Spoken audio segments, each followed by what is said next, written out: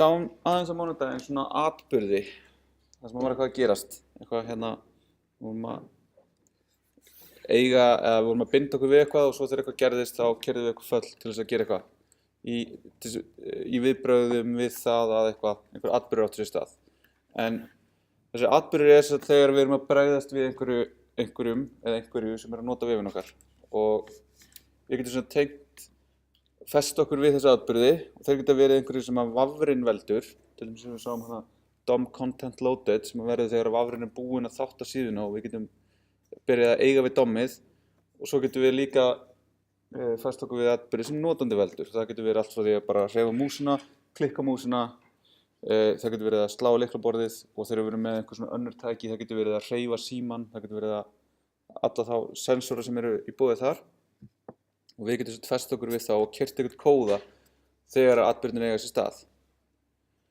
Og við skráum það bara að við viljum meðhöndla vissa tegunda atburð á ákveðnum nóðum. Þannig að þegar það er klikkað á þennan takka, þegar músin fer yfir þessa blokk eða eitthvað, þá viljum við eitthvað gerist, þá viljum við fá að vita af því.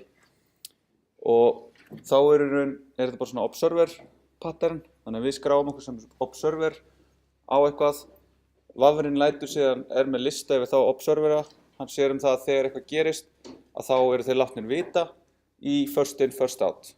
Þannig að það getur skipt máli að við erum að eitthvað tvennt sem gerist þegar við hreyfum músina, annað og gerist á undan, að við skráum það þá í réttri röð.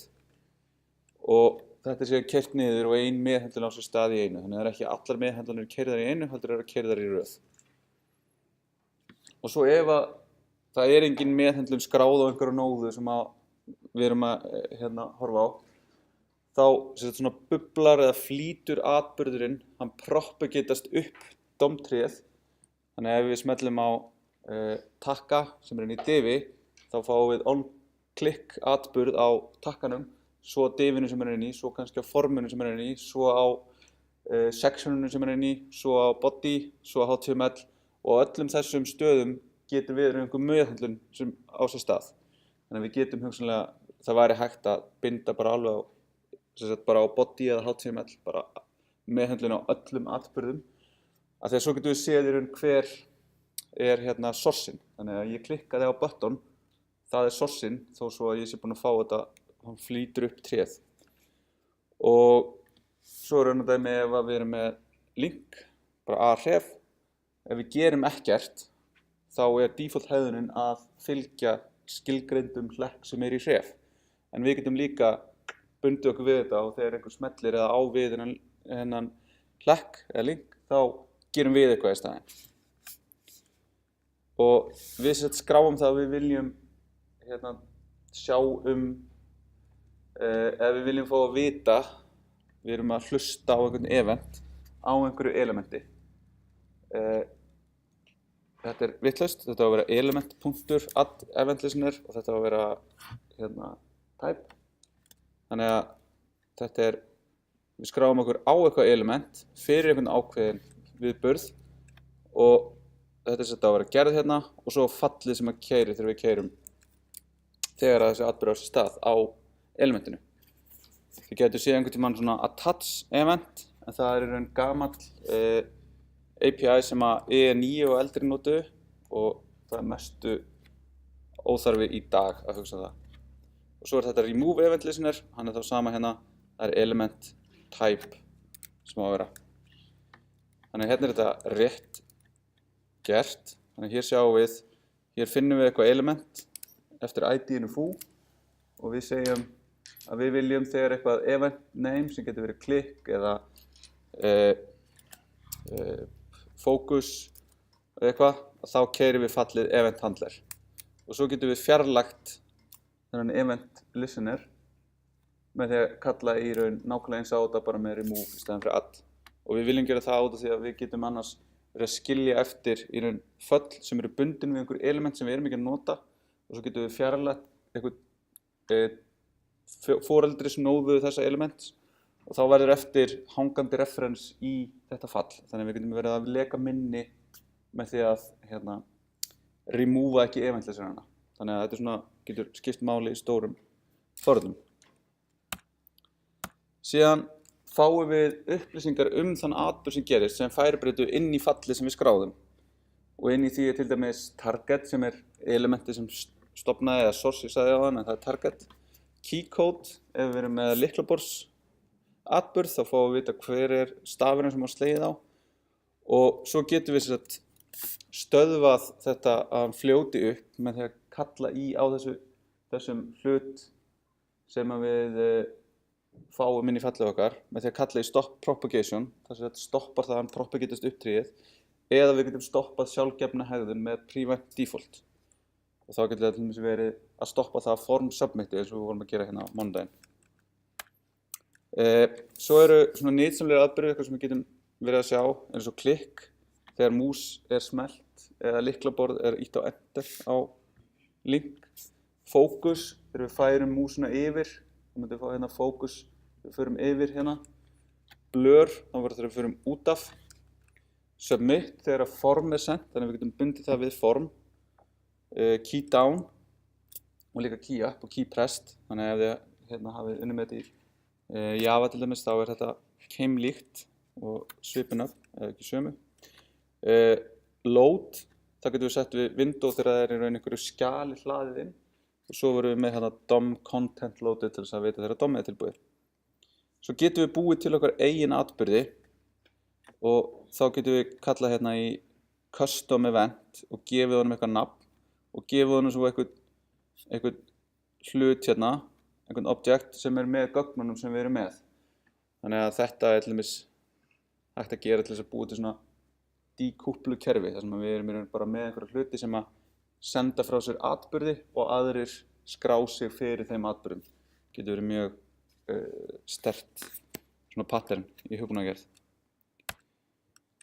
Svo erum við með eitthvað einhverja atburði sem gerast mjög ört. Til dæmis eins og ef ég hreyfi músina, þá verið að, fyrir hvern einasta pixel sem ég hreyfi hana, þá verið að færa event.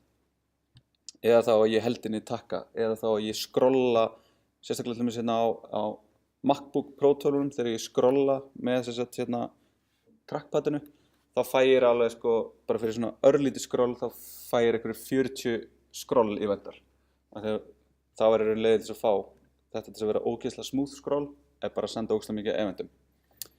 Og þá erum við kannski með eitthvað fall sem að gera eitthvað virkni, sem að reikna eitthvað út eða eitthvað, og ef það að færa kannski 50 sinnum á 100 millisekundum, þá getum við lent í því að við förum bara að láta allt saman lagga mjög mikið út af því að það bara verið að gera sömu útreikninguna ógeðslega oft.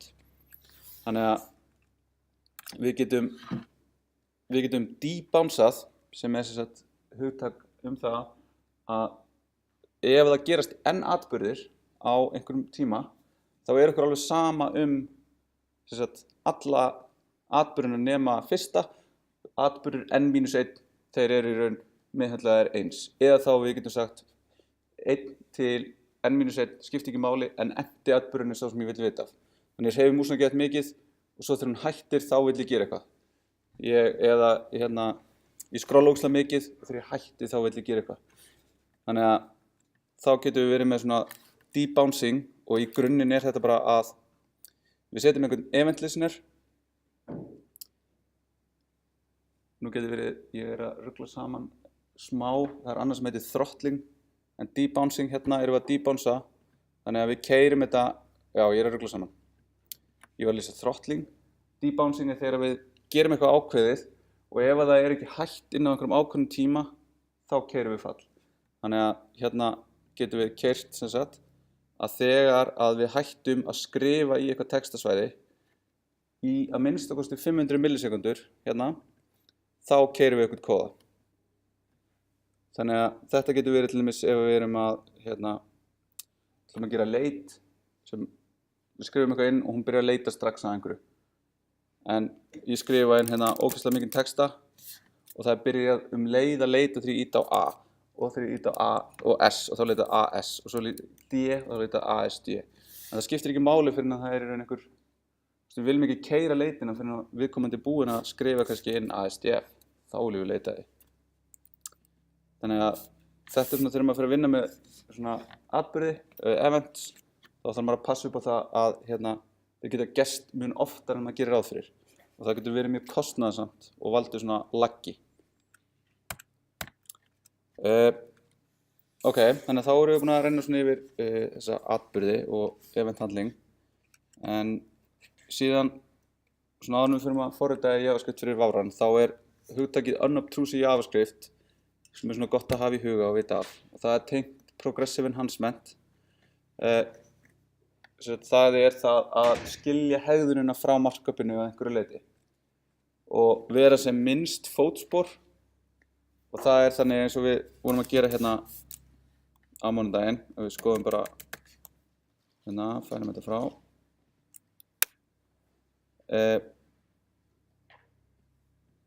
Við vorum sem sagt að skrifa eitthvað hérna, búa til eitthvað fall. Við býtum til fallið foo sem gerir eitthvað sniðugt. En þá foo komið hérna í global scope. Þannig að við sjáum hérna window sem heldur utanum og á í raun allt umhverfið núna með foo sem sagt að kalla í þetta á þessa tvo máta nákvæmlega sama. Þannig núna erum við búin að setja í svona global scopeið erum við búin að búa til fallið foo. Svo búum við til einhverja breytu bar eða eitthvað. Og þá það alltaf til staðar hérna. Þannig að við getum lent í vandræðum ef við erum að gera þetta svona. Þegar við getum bæði verið að yfirskrifa eitthvað frá einhverjum öðrum eða einhver annar gæti yfirskrifað eitthvað frá okkur. Þannig að við reynum að hafa svona sem minnst fótspor. Og síðan getum við, þegar við erum svona progressively enhansa virknin okkar með JavaScript, þá getum við athugað hvort að hún sé studd virknin og ef hún studd, nota hana, annars hafa eitthvað svona fallback í staðinn. Þannig að eins og við vorum með hérna dæmi custom events hérna, þá hérna verið að athuga hvort það sé til custom event hluturinn á window, þannig að hvort að þessi stuðningur sé til staðar í Vavranum og þá custom event notað sem nýtt API til að búa til svona custom eventa. Annars í raun nota gamla sem hérna create event. Það sem það aðeins öðruvísi, það meira svona boilerplate, svo við erum að kalla í init custom event með nafninu, einhverju true og svo með í raun gögnunum sem við vorum með. Þannig að þarna erum við svona að vera unobtrusive. Við erum ekki og jafnvel enn frekar ef það væri síðan eitthvað fallback ef þetta væri ekki stutt. Þannig að við svona reynum að hafa þetta í huga þegar við erum að skrifa. Og þetta sem sagt object detection þetta kallað, en sumir gera öðruvísi sem svona browser detection sem athugar hérna, ertu með þessa útgáfu af Chrome eða ertu í Chrome yfir höfuð, ertu ekki í Internet Explorer, þá færðu einhverja virkni. Í staðinn fyrir að athuga hvort að actual virknin sem við viljum nota sé til staðar. Þannig að við viljum bæta hegðuninni við og virka ánunnar. Þannig að við viljum ekki festa atburðin við element svona, heldur viljum við í raun í einhverju utanaðkomandi skjali segja finna linkana eftir ID eitthvað svoleiðis og segja síðan add event listener á það til þess að höndla klikk einhvern veginn öðruvísi en það gert almennt. Þá viljum við gera eitthvað svona.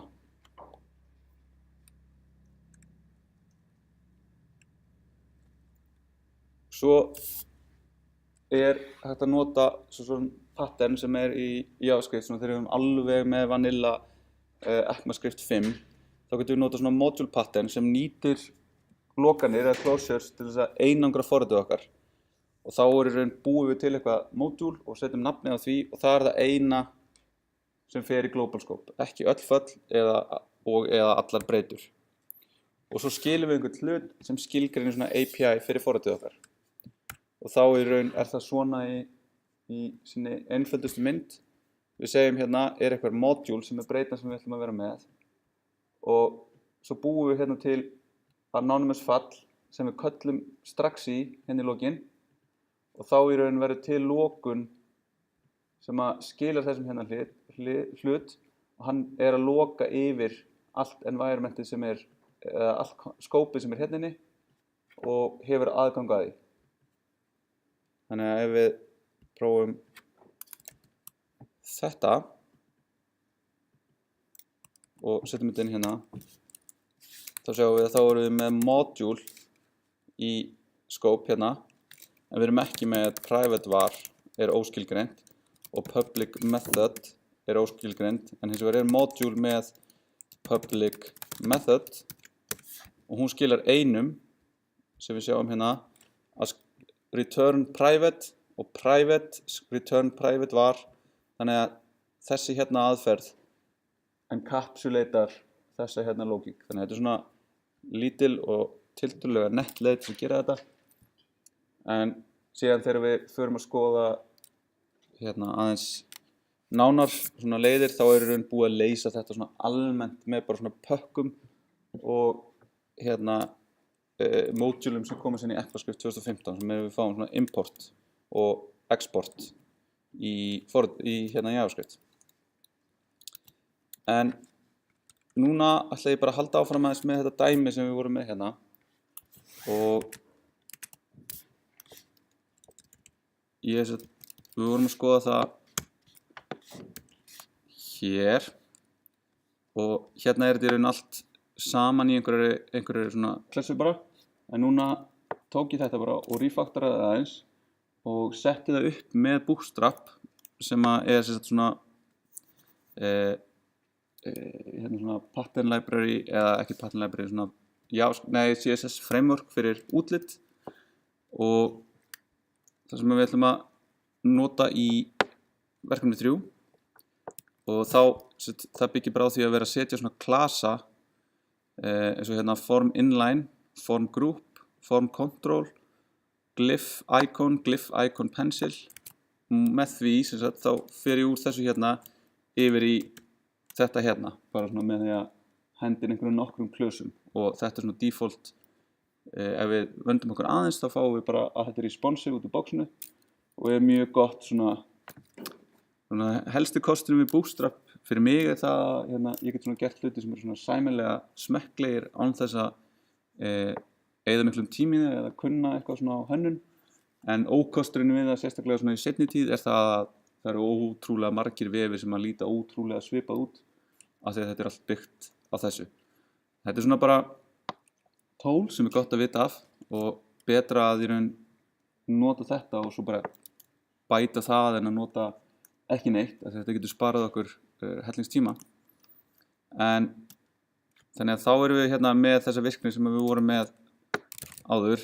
Ég get skrifa hérna inn og bætt inn einhverjum nóðum og ég get eytt þeim hérna út, svona smá að koma sem takka hérna, ég nætti nú ekki að fara brasa í því, en núna sjáum við ef við bætum þessu við hérna, núna langar mig að gera þannig að núna refresha síðunni og þá haldist þetta inni, þetta vistist þess að, og það sem ég ætla að nota til þess er local storage sem er svona API sem er svona flokkaður undir HTML5 og hann hérna er með þannig að við erum með window.localStorage sem að virka bara svona eins og key value store, þannig að við getum gefið því eitthvað lykil og eitthvað gildi og það geymir það fyrir okkur í vafranum í því prófíli sem er hérna. Þannig að hérna er ég í mínum vafra, í mínum Chrome, á minni vél, þannig að þessi upplýsingar eru bara geymdar í þessum vafra. Þannig að þetta er svona, það er hægt að nota í ýmislegt, en núna ætlum við að nota bara svona aðeins sem svona dummy staður til þess að geyma gögnin okkar, af því að í raun ef við myndum vilja gera eitthvað meira við þetta þá þyrfti þetta að vera eitthvað svona sem myndi ekki bara vera í okkar vél, heldur líka fyrir aðra sem myndi logga sig inn. Já. Er þetta bara geymt í cookies? Nei, þetta er sem sagt í staðinn fyrir cookies. Þetta fer aldrei yfir networkið. Þetta er bara til staðar í vafranum, en cookies hafa verið notað fyrir þetta og við munum sjá hvernig það virkar. En það þýðir að við þurfum í raun að hafa einhver backenda sem að tekur við cookieinu, geymir hann þar og sendir hann svo tilbaka með vafranum, eða þú veist, sem initiator, það setur cookieina þarna.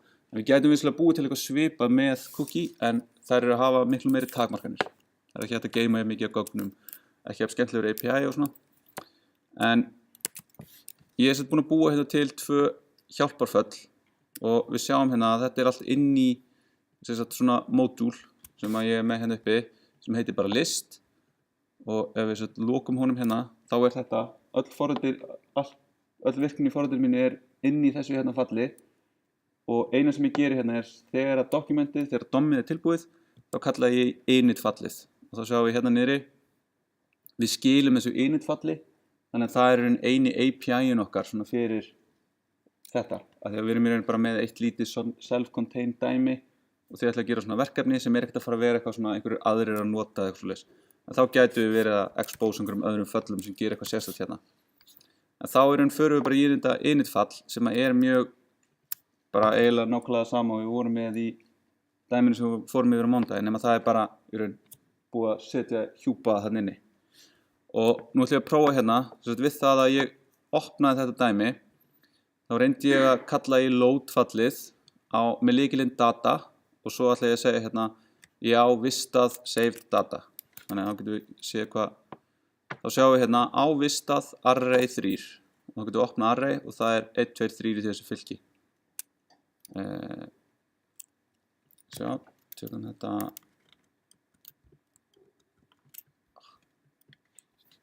Ok, hún vil ekki spila, þannig að gerum svona bara og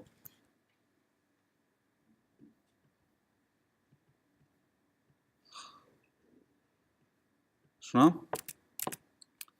Þannig að þá kallaði ég hérna í save með lyklinum data með fylkið 1, 2, 3. En nú það þannig að local storage geymir bara lykilinn sem key, sem streng og valueið sem streng. Þannig að hérna erum við augljóslega ekki með streng, hérna erum við með hlut sem fylki. Þannig að einhvern veginn þurfum við að meðhöndla það þarna milli.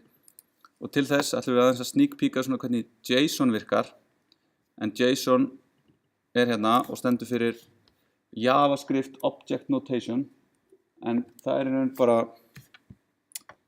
Douglas Crockford var eitthvað sem hann að brasa í JavaScript áður en það varð hérna svona útbreitt og sá bara, hey, þetta mjög concise og góð leið til þess að geyma í raun gögn sem við erum að senda yfir vírinn. Þannig að hann skilgreindi í raun bara breytti aðeins út frá, gerði aðeins hérna hnitmiðari skilgreiningu á hvernig objektar eru skilgreindir í JavaScript. Það sagði síðan bara, þetta spekkurum fyrir þetta byggir bara á JavaScript hlutum og við getum notað þetta til að skiptast á gögnum. Og við höfum þennan hérna API, JSON, í boði í vafranum og við köllum hérna, sjáum JSON, að þá eru hérna parse og stringify eru föllin sem eru í boði. Og JSON.stringify, eins og kannski nafnið gefur til kynna, tekur eitthvað og breytir því í streng. Þannig að hérna tökum við kvótað ASDF og þá fengum við tilbaka kvótaða strengin ASDF. Og ef við köllum í JSON stringify á 1, þá fáum við 1. Ef við köllum í það á array af 1, 2, þá fáum við array af 1, 2, en sem strengur. Og svo ef við köllum í þetta fyrir einhvern hlut, sem var hérna A, með gildið 1, 2, þá sjáum við hérna að það er búið að taka A-ið og setja inn í quote. Það eina af þessum breytingum sem var gerð. Þannig að þetta hérna fall getum við notað til að taka einhvern gagnastruktúr í JavaScript og geyma hann sem streng.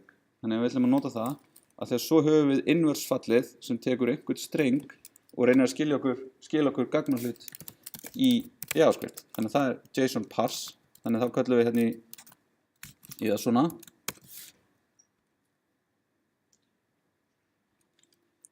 Já, og þá einmitt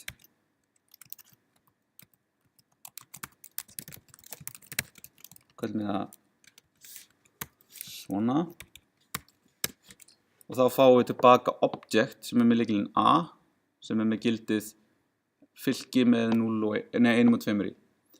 Þannig að hérna notum við það, þannig að við segjum save, það býr til JSON streng úr gildinu okkar, hvað sem það setur það eftir kínum í local storage og svo þegar við loadum, þá reynum við að ná í það hérna, get item skilur okkur null ef að keyið ekki með reingögn, þannig að ef það falsy, þannig að það kemur eitthvað sem falsy tilbaka, þá skilur við bara null, annars skilur við JSON parse á data. Þannig að, og svo getum við farið hérna í application hérna undir tabnum hérna og hér local storage og hér file og þá sjáum við hérna í raun gögnin sem við verið að geyma hjá okkur. Og hérna getum við farið og hent þessu út og refreshað, það ekkert. Við refreshum hérna, kíkjum í console og þá sjáum við á vistað null. Af því að núna í raun ekkert vistað, svo refreshum við aftur og þá búið að vista þessi gögn. Ok, þannig að núna erum við komið þessi föll hérna, load og save, sem að í raun leyfa okkur að loada þessu inn og við ætlum sem sagt að taka það, ef við erum með eitthvað hér, einhver gögn hérna, þá viljum við vista þau og við viljum vista þá það sem til staðar í byrjun. Ef við eigum eitthvað vistað, þá viljum við taka það og henda öllu út hér í listanum og setja vistuðu gögnin okkar inn í staðinn. Þannig að við skulum byrja á því að henda út hérna svo að þetta ruglar okkur ekki. Þannig að nú erum við ekki með neitt þannig inni og við ætlum að henda þessu hérna út og við ætlum þá að hvað það fyrsta sem við viljum gera?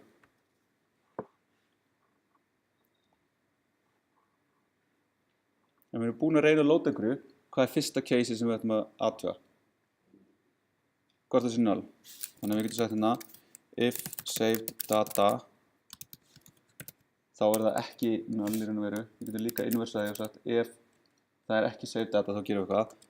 Það meikar meira sens að við myndum segja ef það eitthvað saved data þá myndum við kalla eitthvað hérna sem heitir load data into list. Við erum bara verbose saved data. Ok, viljum við gera eitthvað ef við höfum engin saved data? Þá getum við alltaf bara kallað því eitthvað saved data og þá hérna getum við látið það fall í raun sjáum það að leita að gögnum okkar og vista þau síðan fyrir okkur í local storage. Ok, þannig að núna erum við komið þetta og byrjum bara að gera save data. Þegar hér getum við nýtt okkur það sem við vorum að gera hérna á mánudaginn sem var að fara yfir þetta hérna. Þannig hérna erum við með fall, sem nú sjálfur sér ekkert svakalega flókið, en það að finna allar nóður sem eru með item, sem þá hérna class item og keyra þetta hérna fall sem bætti þessum eyða taka við.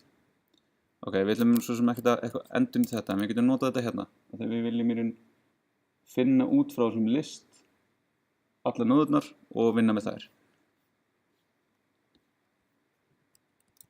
Ok, þá erum við hérna með í raun list hérna.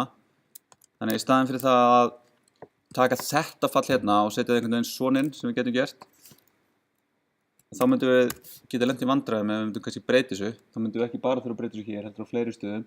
Þannig í staðinn ætlum við bara að senda þetta með hérna sem færibreytu. Þannig að þetta hérna fall þarf ekkert að kunna á það að finna þetta, heldur færi þetta bara með og finnum síðan nóðurnar út frá því.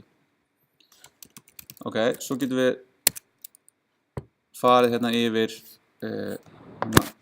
snippet sem að autocompletaði fyrir mig. Þannig nú ætlum við að gera þetta hérna, að fara yfir alla nóðurnar.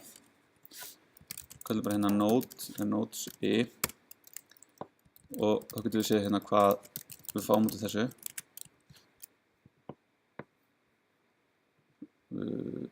Fáum við þessu villu í línu 25. Save data, list, function, þú erum að skrifa mikið í ECMAScript 2015, það sem það þarf ekki svona. Og þá sjáum við, þá fáum við þessa nóðu, en til þess að geta vista þessa nóðu á einhvern sein hátt, þá þurfum við einhvern veginn að taka gögnin úr henni. Þannig að þá ætlum við núna ekki að bæta við einhverjum nóðum, heldur ætlum við að taka gögnin út úr þessari nóðu. Þannig að við sjáum hérna að gögnin sem við viljum taka eru hérna data date sem dagsetningin og þetta span class text sem textin. Þannig að við sjáum hérna ef við bætum við nýrri nóðu þá vorum við að búa hana til á sama hátt. Þannig að hún hérna, nýja nóðan okkar. Hún með data date og hún með span class text hérna. Þannig að þá ætlum við bara að segja var date node.dataset.date. Dataset var þessi hlutur sem að gefur okkur betri leið til að komast í þennan data hlut hérna. Svo ætlum við að segja text jafnt og þá þurfum við að finna hérna text hérna. Þannig að það væri þá node.query selector text. Svo getum við skoðað hérna, en núna ætlum við að sjá hvernig getum við náð textanum úr þessu. Þannig að munum við hérna $0 er þessi nóða. $0, ok, $0.text content. Það gefur okkur textan í nóðunni. Þannig að .text content. Ok. Og svo ætlum við að vera með eitthvað sem við ætlum að skila hérna sem að skilar þessum nóðum. Eða við ætlum að reynda að vista. Þannig að við ætlum að kalla hérna í vista, data og bara kallum fylki data. Þannig að núna þurfum við einhvern veginn að búa til þetta data hérna. Og hvernig ætti data að vera? Annað en Android.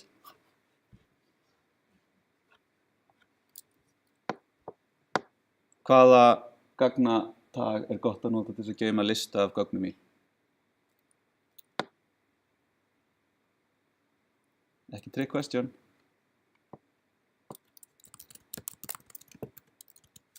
Fylki.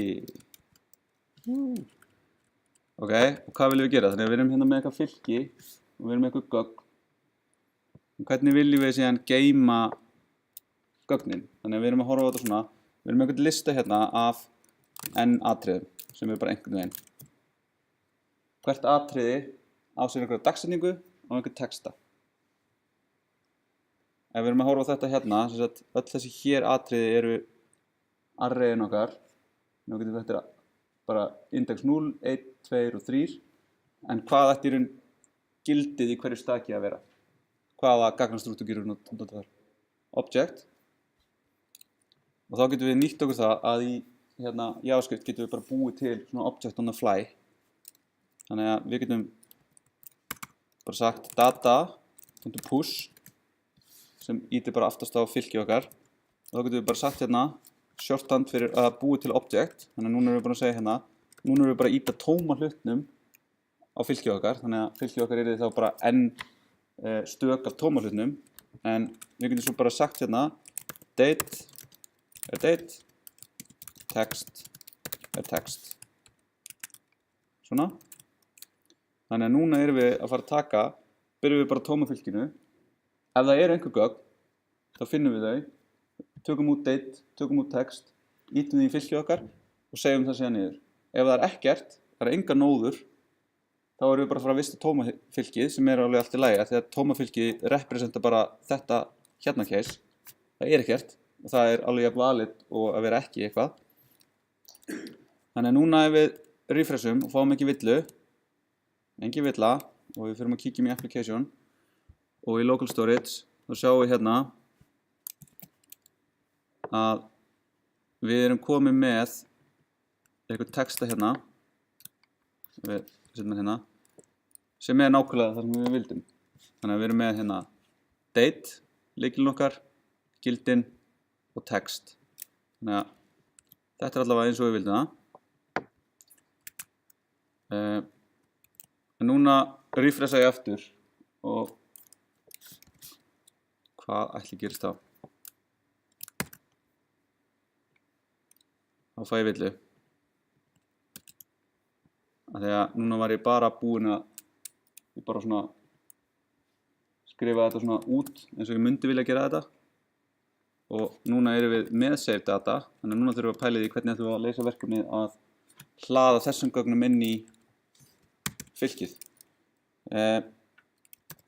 Þannig að þá skulum við gera hérna load data into list, data.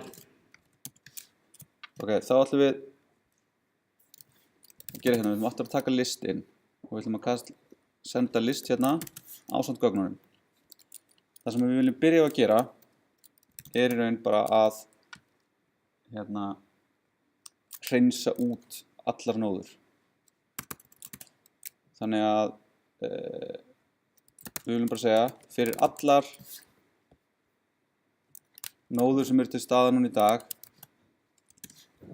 copy-paste programming, það er svona gefið til kynna að þessi virkni hér sem ég er að gera ætti að einhvern veginn að vera refactorað út. Þá ætlum við að segja nodes remove child nodes i. Þannig að núna þá refresha ég síðunni og þá ætti þetta bara að hverfa. Ok, nodes remove child is not a function. Já, af því að það vantar svona.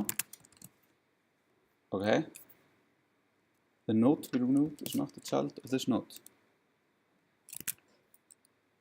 Já, joke. Svona. Þannig að núna hendum við bara alltaf öllu út. Við sjáum ekki eins og gerast að þetta er svo hratt hérna. Þú veist, það birtist eitthvað, skriftið tekur við, hreinsar allt út. Það gerist það hratt að við tökum ekki eins og eftir. En það er ekki nóg fyrir okkur af því að við viljum náttúrulega bæta við hlutunum sem að voru þarna inni. Þannig að ég ætla núna ekki að hérna ætla ég bara að vera svona með smá sub og ég ætla að gera svona. Ég ætla að gera bara nei, já. Ferlega væri snjall. Af því núna er bara með fallið sem ég þarf sem heitir create entry node. Þá ger ég bara hérna for var i jafnt og 0 minn data.length af því að data er fylki. Þannig erum við svona að glossa yfir það að það getur náttúrulega verið að data væri eitthvað eins og strengur eða tala eitthvað, þá springur forritið okkur bara loftu upp, en við leyfum okkur það. Þannig að þá ætlum við að kalla í list.append child create entry node sem skilur okkur DOM-nóðu sem má þá fara inn í append child data i.text já, og data i.date. Svona. Þannig að núna ætti þetta raun ekki að gerast. Nú ætti bara að haldast inn í itemið okkar. Það gerist. En nú gerist það að við bætum við atriði. Já, og nú lendum við líka í öðru skemmtilegu sem er það að fá delete takkana hérna. Það er í öðru falli hérna. Þannig að þá viljum við raun taka þetta hérna sem bæti við þessum delete tökum. Hvað er ódýrasta lausnin fyrir okkur til að gera þetta? Til þess að laga þetta. Akkurat. Svo er svo gott að vera sko með eitthvað svona mainfall þar sem þú gerir bara alla hlutina svona bara delegator þeim hingað og þangað af því þarna erum við bara búin að búa til fall sem gerir þetta. Þurfum bara að færa það og bara keyra villum tíma. Þannig að núna er þetta hérna, en núna samt vistast ekki hlutindi þegar við erum búin að keyra það. Þau detta alltaf út. En nú getum við aftur á mjög ódýran hátt bætt þessu við með því að bæta þetta einni línu á kóða. Nú gerum við bara þannig. Ok, við þurfum að gera aðeins með það. Nei.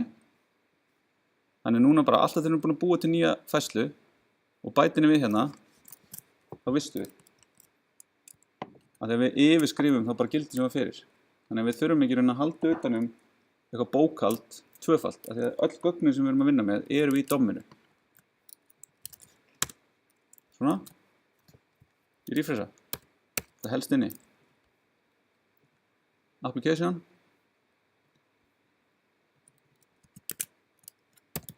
Nú erum komið 2 færslur. Þannig að refreshum, lokum, opnum aftur, þetta helst inn í. Þannig að þarna erum við komið með svona fyrstu tegundina. Nú getum við búið til forrit sem er í raun að geyma gögn en bara á þessum vafra í þessum prófæl fyrir þennan notanda. Þannig að, en þetta er eitthvað skref. Þannig að þetta er svona grunnurinn af því sem við þurfum að fara að gera í verkefni 3. Og bara hvet ykkur til þess að byrja á því til þess að vera svona undirbúin og hérna já, geta spurt spurningu í næstu viku en annars segi ég bara góða helgi